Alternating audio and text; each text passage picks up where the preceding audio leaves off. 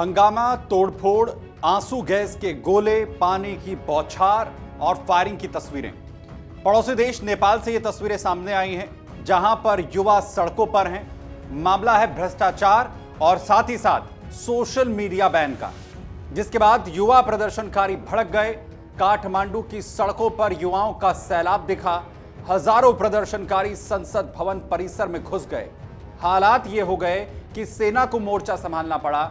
कई round firing की गई और 16 से ज्यादा युवा प्रदर्शनकारियों की जान जा चुकी है। 200 से ज्यादा घायल बताए जा रहे हैं, लेकिन हालात अभी भी तनावपूर्ण बने हुए हैं। कर्फ्यू लगाया गया है, लेकिन सवाल यह है कि आखिर क्यों नेपाल के ये जेन जी वाले बच्चे सड़कों पर उतरकर सरकार का तख्ता पलट करने पर आमादा हैं। आज बात इसी की करेंगे। सबसे पहले समझिए सोमवार को आखिर क्या हुआ नेपाल की सड़कों पर। दरअसल सोशल मीडिया पर नेपाल सरकार की तरफ से बैन लगा दिया गया था। इसमें करीब 26 सोशल मीडिया कंपनियां शामिल थी। इससे युवाओं का गुस्सा भड़क गया। युवाओं का मानना था कि सरकार इसके जरिए उनके अभिव्यक्ति की स्वतंत्रता पर हमला कर रही है, उनकी आवाज दबाने का काम किया जा रहा है। और इसके बाद युवा लामबंद होने लगे। काठमांडू की सड़कों पर हजारों की संख्या में युवा उतर आए। प्रदर्शन उग्र हो गया। हजारों प्रदर्शनकारी संसद भवन परिसर की तरफ बढ़ने लगे।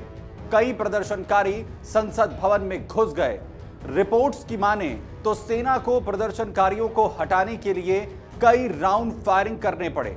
नेपाल के इतिहास में नेपाली संसद में घुसपैठ का यह पहला मामला है। इसके अलावा प्रदर्शनकारियों ने संसद के गेट नंबर 1 और गेट नंबर 2 पर कब्जा कर लिया। हालात इतने बिगड़े कि संसद भवन, राष्ट्रपति भवन, उपराष्ट्रपति पीएम आवास के पास के इलाकों में पूरी तरह से कर्फ्यू लगा दिया गया। काठमांडू प्रशासन ने तोड़फोड़ करने वालों को देखते ही गोली मारने तक के आदेश दे दिए। वहीं सवाल यह कि आखिर सरकार ने क्यों सोशल मीडिया प्लेटफॉर्म्स पर यह बैन लगाया।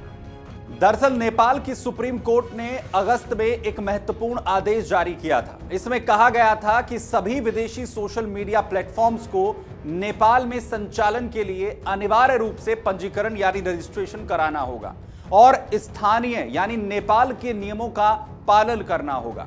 इस आदेश के बाद नेपाल सरकार ने सुप्रीम कोर्ट के निर्देश के बाद सभी सोशल मीडिया प्लेटफॉर्म्स को 7 दिन के भीतर रजिस्ट्रेशन कराने का आदेश दिया था। सरकार का तर्क था कि रजिस्ट्रेशन के बिना ये प्लेटफॉर्म्स देश में fake ID, hate speech, cyber crime और गलत सूचनाएं फैलाने के लिए इस्तेमाल हो रहे हैं।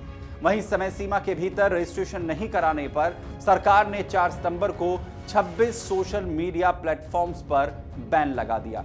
जिन सोशल मीडिया प्लेटफॉर्म्स पर बैन लगाया गया उसमें व्हाट्सएप, फेसबुक, यूट्यूब जैसे बड़े प्लेटफॉर्म्स भी शामिल थे।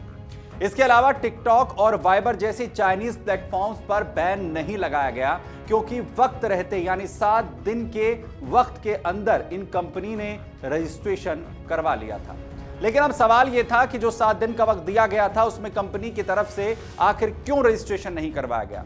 दरअसल नेपाल सरकार ने कोर्ट के आदेश के बाद स्थानीय प्रतिनिधि और डेटा स्थानीय सर्वर में रखने का आदेश इन सोशल मीडिया प्लेटफॉर्म्स को जारी किया था, जिस पर सोशल मीडिया कंपनीज का यह कहना था कि इससे यूजर डेटा सरकार के हाथों में चला जाएगा और उसकी सीक्रेसी, उसकी गोपनीयता खतरे में पड़ जाएगी।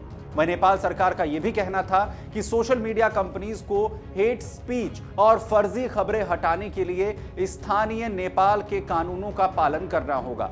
कंपनियों का मानना था कि ऐसा करने से प्लेटफॉर्म के लिए स्वतंत्र और वैश्विक नीति लागू करना मुश्किल हो जाएगा, क्योंकि कई प्लेटफॉर्म्स की वैश्विक संचालन नीतियां ऐसी हैं कि किसी एक देश के स्थानीय नियम पूरी तरह से लागू करना उनके लिए बेहद मुश्किल होता है।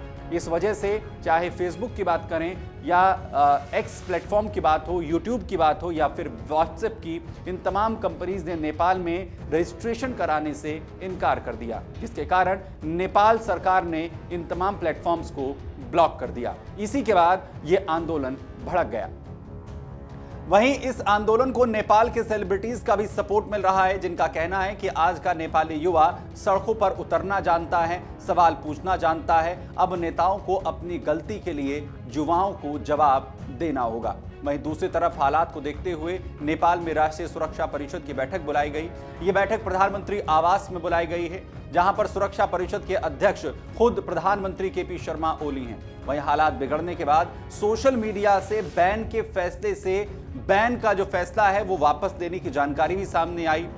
पहले बैन के बाद जहां इन साइट्स को वीपीएन के जरिए इस्तेमाल किया जा रहा था, वहीं अब नेपाल में इन तमाम सोशल मीडिया प्लेटफॉर्म्स को सीधा एक्सेस किया जा रहा है।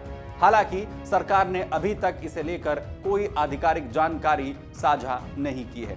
इसके अलावा बात सिर्फ काठमांडू की नहीं है, नेपाल के दूसरे हिस्सों में भी ये प्रदर्शन लगातार उग्र होते हुए नजर आ रहे हैं, जहां पर अभी भी स्थितियां चिंतापूर्ण बनी हुई हैं। हालांकि कोशिशें यही हैं कि जल्द से जल्द इन हालात को सामान्य किया जा सके। दूसरी तरफ भारत और नेपाल के बॉर्डर पर भी चौकसी बढ़ाई गई है। इस आंदोलन को लेकर आपका क्या कुछ समझना है, क्या कुछ मानना है, हमें कमेंट बॉक्स में जाकर जरूर बताएं। धन्यवाद।